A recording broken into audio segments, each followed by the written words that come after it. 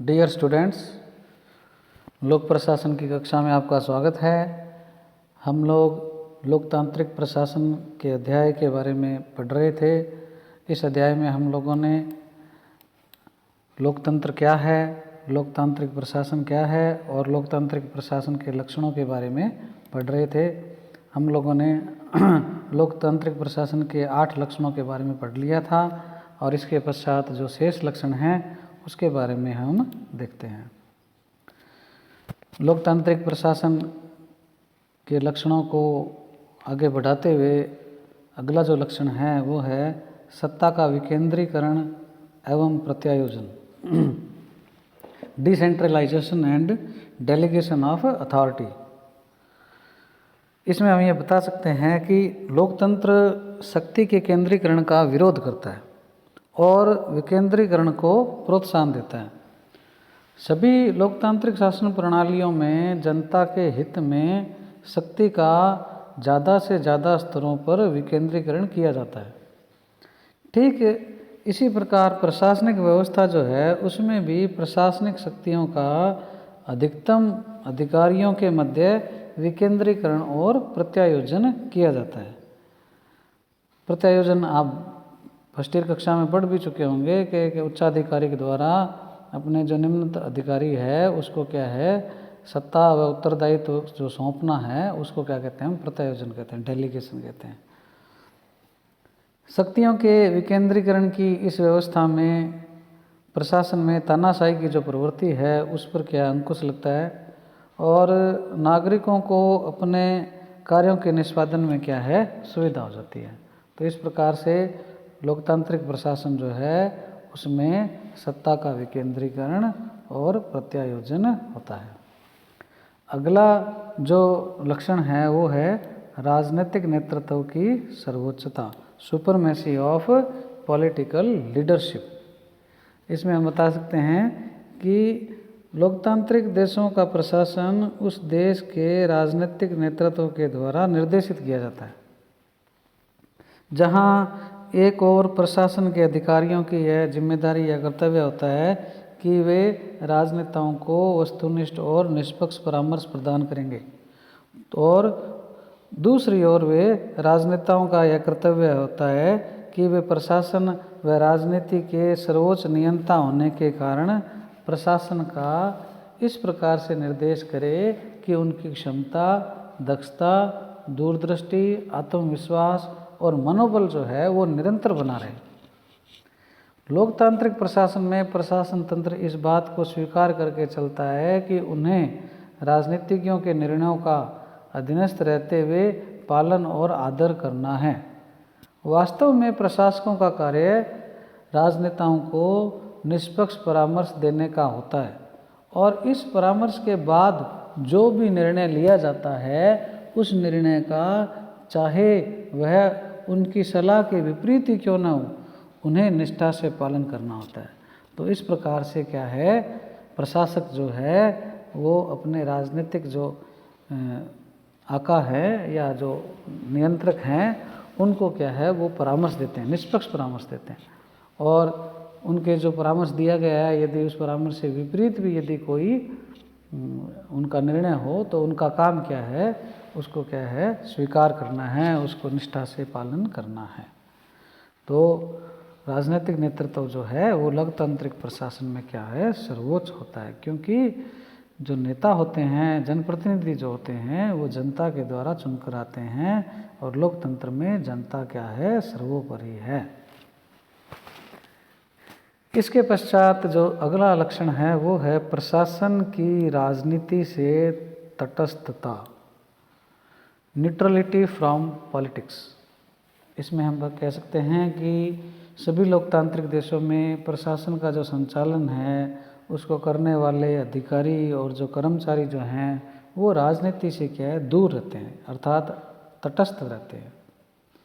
प्रशासकों के जो आचरण के नियम हैं, जो CCA रूल्स हैं, कोड ऑफ कंडक्ट रूल जो हैं, उसमें भी क्या है समस्त श्रेणी के चाहे प्रशासक है, कर्मचारी है, उनसे ये क्या अपेक्षा करती है CCA रूल कि वे राजनीति में सक्रिय भाग नहीं लेंगे, किसी राजनीतिक दल के क्या है वो सदस्य नहीं बनेंगे और न ही कोई आर्थिक अंशदान करेंगे।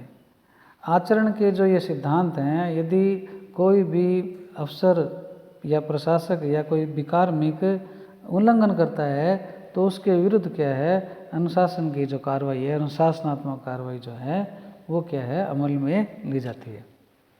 प्रशासन तंत्र की राजनीति से जो ये तटस्थता है उसकी यह अपेक्षा एक दृष्टि से उचित भी है, क्योंकि यदि प्रशासनिक कार्मिक को राजनीति में भाग लेने से छूट दे दी जाए तो इस तरह प्रशासन का क्या हो जाएगा, राजनीतिकरण हो जाएगा, जिसका परिणाम यह होगा कि नागरिकों की स्वतंत्रता जो है वो खतरे में पड़ जाएगी। सभी लोकतांत्रिक देशों में अपने प्रशासनिक कर्मियों को नौकरी या राजनीति दोनों में से एक विकल्प चुनने का अवसर होता है। तो इस प्रकार से क्या है, प्रशासन जो है वो राजनीति से अलग रहता है। किसी भी दल की सरकार आए वो क्या है, उससे निष्पक्ष रहकर अपनी निष्पक्ष सलाह राजनीतिक दलों को या जो मंत्री हैं उनको देता है। इसके पश्चात जो अगला लक्षण है वो है नागरिकों के अभाव अभियोगों के निराकरण का तंत्र, machinery for redressal of citizen grievances. अभाव अभियोग का मतलब ये है कि जो जनता है उसकी जो शिकायतें हैं, उसकी जो समस्याएं हैं, उसके क्या है, निराकरण का तंत्र होता है। इसमें हम कह सकते हैं कि लोकतांत्रिक शासन जो है, प्रशासन जो है वो अपने कार्य प्रणाली और संरचना में स्वयं ही क्या है, ऐसी सुधारक प्रणालियों का विकास करते हैं। ज़्यादातर लोकतांत्रिक प्रशासनों में प्रशासन तंत्र के विरुद्ध जो शिकायतें होती है उसके लिए क्या है, उनको सुनने के क्या है, यंत्रों का विकास किया जाता है। ऐसा मैकेनिज्म या सिस्टम बनाया जाता है ताकि जनता की शिकायतों को सुना जा सके। प्रशासकीय न्यायाधिकरण है, लोकपाल व लोकायुक्त है, सतर्कता आयोग है तथा भ्रष्टाचार निरोधक विभाग हैं। ये ऐसे प्रशासकीय उपकरण हैं या तंत्र हैं जहां नागरिक प्रशासन व राजनीति के एक पक्षीय जो निर्णय हैं उसके विरुद्ध क्या है, अपनी शिकायत प्रस्तुत कर सकता है। लोकतांत्रिक देशों का शासन या प्रशासन न केवल नागरिकों की जो अभाव अभियोग हैं, शिकायतें हैं, उसको सुनने वाले एक व्यापक तंत्र की स्थापना करता है, बल्कि वो ये भी जानते हैं कि प्रशासन की नागरिकों के मस्तिष्क में क्या है, अच्छी छवि बने। इसके लिए क्या है, ये ज़रूरी है कि उनकी शिकायतों का क्या है, समुचित और शीघ्र निस्तारण किया जाए। प्रशासन की जो उज्जवल छवि है वो राजनीति और राजनेताओं के भविष्य के लिए क्या है, एक अनिवार्यता मानी जाती है। तो इस प्रकार से क्या है, जनता की जो शिकायतें हैं उसका निराकरण करने का एक बढ़िया सिस्टम लोकतांत्रिक प्रशासन में होना जरूरी है। इसके पश्चात अगला जो लक्षण है वो है कार्मिक संगठनों को मान्यता, रिकॉग्निशन टू एम्प्लॉय ऑर्गेनाइजेशंस। इसमें हम बता सकते हैं कि प्राय सभी देशों में प्रशासन में कार्य करने वाले कर्मचारियों को उनके अपने संघ बनाने की, यूनियन बनाने की अनुमति प्रदान की जाती है। प्रशासन में कार्य करते हुए विभिन्न वर्गों के कर्मचारी आपस में एक विशेष किस्म का सौहार्द और भाईचारा अनुभव करने लगते हैं। उन सभी लोगों की समान प्रकार की क्या होती है, समस्याएं होती है और वे सभी अपने आप को सरकार के कार्मिक समझते हैं। इन समान प्रकृति की समस्याओं के समाधान और निराकरण के लिए तथा अपने सभी सदस्यों के हितों के संवर्धन के लिए वे क्या है, अपना एक संगठन बना लेते हैं। लोकतांत्रिक शासन ऐसे कार्मिक संगठनों को उदारतापूर्वक मान्यता भी प्रदान करता है। तो इस प्रकार से क्या है, जो एम्प्लॉय यूनियन है उसको क्या है, लोकतांत्रिक प्रशासन में मान्यता मिली होती है। इसके पश्चात जो अगला लक्षण है वो है प्रशासन में जनता की अधिकतम सहभागिता maximum participation of people in administration. इस लक्षण में हम कह सकते हैं कि प्रशासनिक कार्यों में यदि जनता सहभागी न बने तो शासन की उत्कृष्ट नीतियां, बढ़िया से बढ़िया नीतियां भी क्या हो जाएगी, असफल हो जाएगी। इस बात को दिमाग में बिठाते हुए सभी लोकतांत्रिक देशों में शासन के द्वारा यह प्रयास किया जाता है कि प्रशासनिक कार्यों में जनता की सहभागिता को ज़्यादा से ज़्यादा सुनिश्चित किया जाए।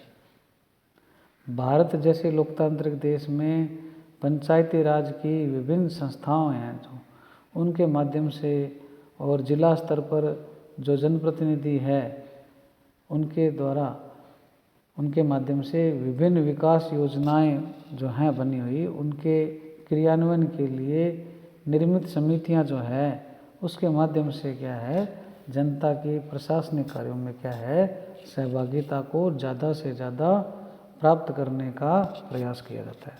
तो इस प्रकार से क्या है, जन सहभागिता के बिना जो नीतियां और कार्यक्रम हैं उनकी सफलता और जो वास्तविक लाभान्वित वर्ग है उसको लाभ देना ये क्या है, नामुमकिन है। तो इसलिए क्या है, जनता की जागरूकता और जनता की जो सहभागिता है वो बहुत ज़रूरी है। इसके पश्चात जो अगला लक्षण है वो है स्वैच्छिक प्रयत्नों को प्रोत्साहन, एनकरेजमेंट टू वॉलेंट्री एफर्ट्स। इसमें हम बता सकते हैं या कह सकते हैं कि सामान्य जन का जो कल्याण है वो केवल सरकार के द्वारा ही नहीं हो सकता, बल्कि इस कार्य में जनता की अधिकतम सहभागिता के उद्देश्य से जो विभिन्न स्वैच्छिक संगठन हैं या जो गैर सरकारी संगठन हैं, एनजीओ जिनको हम कहते हैं, उन संस्थाओं का भी सहयोग लेना होता है। ग्रामीण क्षेत्रों में शिक्षा और समाज कल्याण की जो विभिन्न परियोजनाएं हैं उसमें क्या है, जो स्वैच्छिक संस्थाएं हैं उसका क्या, उनका योगदान जो है बड़ा महत्वपूर्ण सिद्ध हुआ है। स्वैच्छिक संस्थाएं जनता की स्वयं की इच्छा और प्रयत्नों का क्या है, प्रतिबिंब होती है। जनसाधारण में अधिक सुगमता से क्या है वो मतलब अपनी पैठ बना लेती है। भारतवर्ष में समाज कल्याण के क्षेत्र में विभिन्न कल्याणकारी परियोजनाओं का जो क्रियान्वयन है उसमें स्वैच्छिक संस्थाओं ने सरकारी प्रयत्नों को बड़ी संबल प्रदान किया।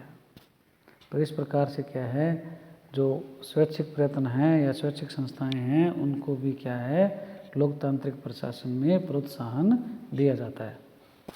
अगला जो लक्षण है वो है प्रशासन का केंद्र बिंदु सामान्य व्यक्ति का कल्याण। Focus of administration is welfare of common man, आम आदमी।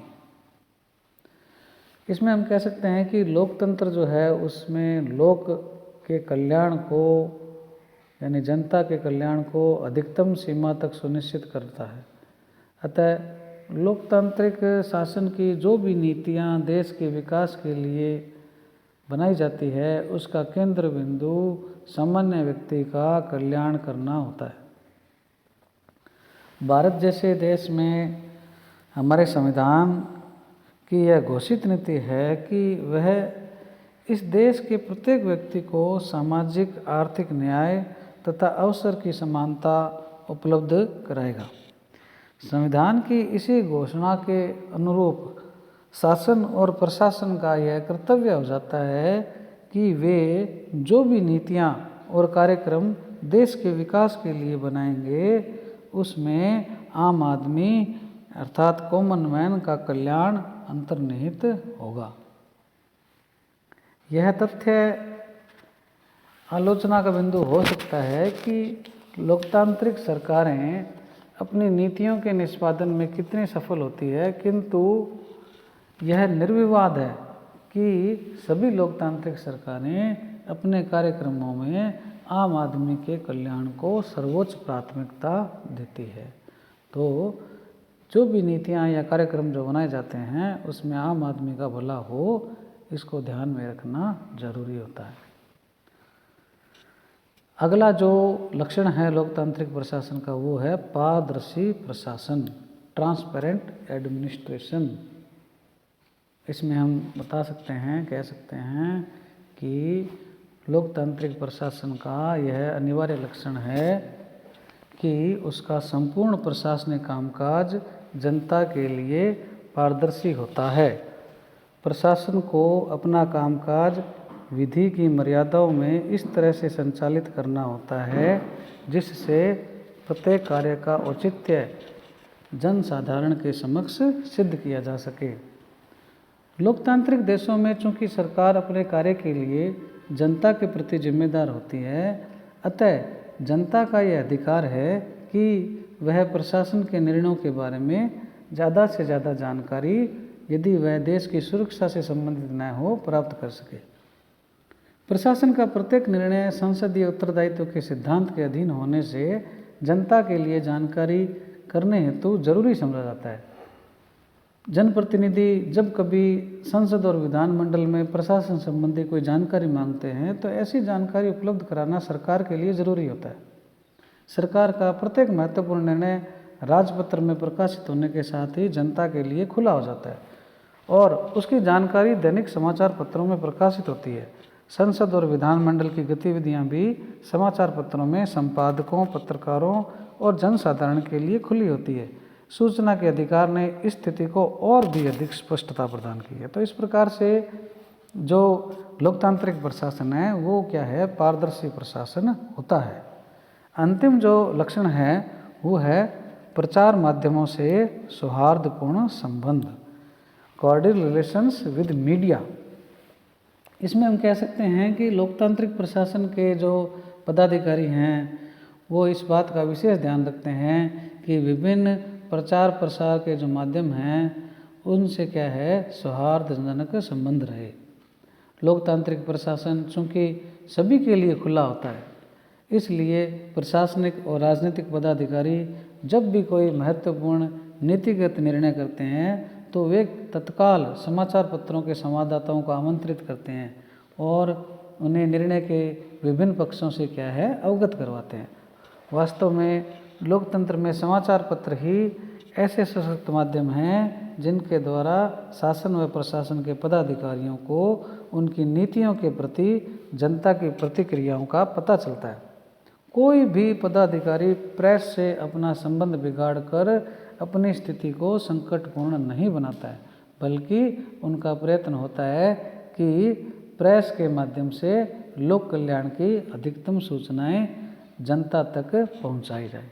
तो इस प्रकार से जो प्रचार प्रसार के माध्यम हैं, जो मीडिया है जिसको हम लोकतंत्र का चौथा स्तंभ कहते हैं, उससे क्या है, सौहार्दपूर्ण संबंध बनाए जाते हैं। अंत में लोकतांत्रिक प्रशासन के जो ये लक्षण हमने पढ़े हैं तो हम निष्कर्ष निकाल सकते हैं कि किसी भी लोकतांत्रिक देश में उसके प्रशासन तंत्र की चाहे प्रकृति कैसी हो, उसके कार्यकरण के क्या मानदंड हो, यदि हम एक वाक्य में लोकतांत्रिक प्रशासन के लक्षण को व्यक्त करना चाहें तो कह सकते हैं कि लोकतांत्रिक प्रशासन संविधान और विधि की सीमाओं में रहते हुए जनसाधारण के कष्टों के प्रति संवेदनशील और जवाबदेह होता है और वह अपने कार्यकरण में आम आदमी के कल्याण को सर्वोच्च महत्व देता है। राष्ट्रपति महात्मा गांधी ने भी लोकतांत्रिक प्रशासन का केंद्र बिंदु देश के दरिद्र नारायण को बताया था। इस प्रकार से जो निष्कर्ष हमने निकाला है उससे हम कह सकते हैं कि भारत भी क्या है, एक लोकतांत्रिक प्रशासन वाला देश है। भारतीय प्रशासन जो है उसमें वो सारे तत्व पाए जाते हैं जो हमने ये पढ़े हैं। विगत वर्षों में भारतीय प्रशासन की जो पारदर्शिता, संवेदनशीलता और उत्तरदायित्व का न केवल विस्तार हुआ है बल्कि अनेक बार न्यायपालिका ने भी इन तत्वों के प्रति अपने निर्णयों में प्रशासन को ज़्यादा संवेदनशील रहने का आदेश दिया है। इस प्रकार से हम कह सकते हैं कि भारतीय प्रशासन क्या है, एक लोकतांत्रिक प्रशासन है। इस प्रकार से आज ये हमारा लोकतांत्रिक प्रशासन का जो टॉपिक है वो कंप्लीट होता है। आपको इसमें किसी भी प्रकार की जानकारी या समस्या हो तो आप मुझसे व्हाट्सएप के माध्यम से संपर्क कर सकते हैं।